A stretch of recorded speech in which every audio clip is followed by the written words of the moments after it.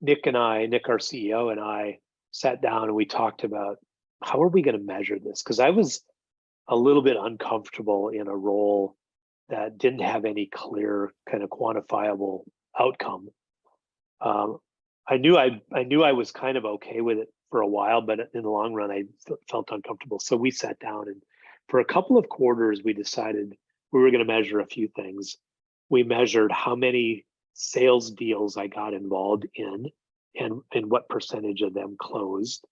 We measured how many people I spoke to. If I did multiple events, we'd just add up the count of people. We did a few other things as well, but at the end of the day, we looked at all those numbers one time and we just said, it just doesn't tell us anything. Like your point about attribution.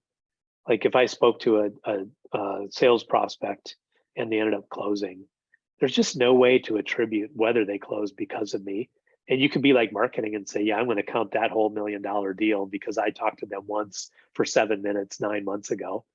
And there's nothing wrong with that. You got to figure out some attribution model. And the easiest one is everyone takes full credit for everything they touched. Because otherwise, you have to figure out, do I take 2.1% of that or is it 3.7%? That's just crazy.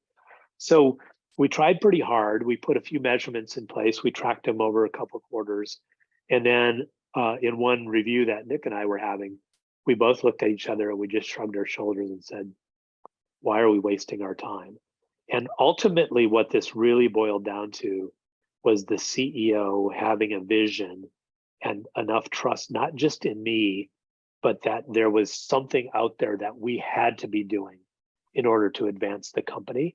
And good CEOs make a lot of good decisions without nearly enough data because their instincts are really good.